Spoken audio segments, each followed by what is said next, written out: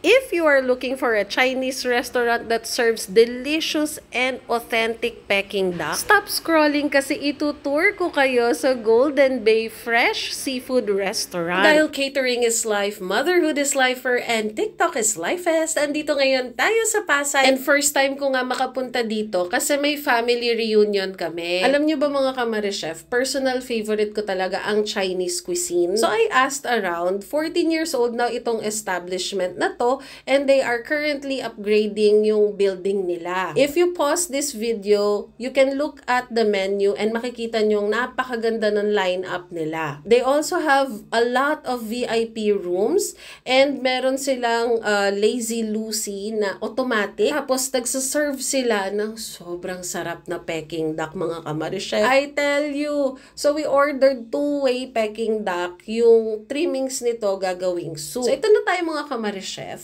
Panuurin natin kung paano gawin. Kasi first time namin as a family na kakain dito sa place na to. And marami na kaming Peking duck na nakain. Every time uuwi yung tito ko at saka yung tita ko. And ililibre nila kami dito sa mga Chinese restaurants. Kino-compare namin yung lasa ng mga nakakain namin. And so far, ito yung pinakamasarap na natikman ko. After nila ma-slice and assemble in front of you, ilalagay na nila yan sa table. And then, we ordered dory na soy. Steamed siya, tapos tofu. And we ordered also yang chow and garlic rice para sa mga allergic sa hipon. Tapos, ayan sila, sinaserve nila. Spoiled na spoiled kami dito. By the way, their function room has television, tsaka may sariling restroom. O, diba ang bongga? O, this one naman is salted egg yolk squash. We also ordered salt and pepper riblets. So, parang Laureate style. This is what my plate looks like. First, I tried the tofu. It's really good. Next is the eel and sea urchin pork tenderloin.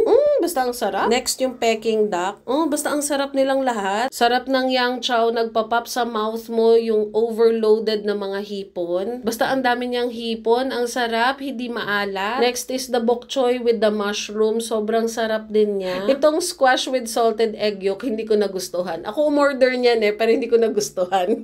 Champion yung salt and pepper ribs. They are so juicy. Sobrang malasa siya mga Kamarichef. Now we are trying the eel na sobrang sarap. I did not expect it to be delicious. And yung unexpectedly na masarap na sea urchin. Usually hindi ko gusto yan pero ang sarap! They are also using fresh dory, hindi yung frozen. Kaya you can see it's very plump and juicy. And medyo mamink-mink siya mga Kamarichef. So I'm going back for the ribs. Lagay tayo ng vinegar kasi masarap. And finally, we are having yung second way ng Peking duck which is turned into soup. Because we are in a consumable VIP room, meron pa kaming oras para mag-banding-banding. Ang little boy ko ay nagpa-practice mag-chopsticks with the peanuts. At dahil maraming nagbo-birthday dito, very prepared ang restaurant. Meron pa silang presentation sa TV nila na may music at saka birthday greeting. And since it's a birthday party, they also served us peach buns for longevity. I think that's a Chinese tradition sa birthday. For a group of 11 with a bill of 13,000 less senior discount, I think okay na to. Ayun lang. Bye-bye!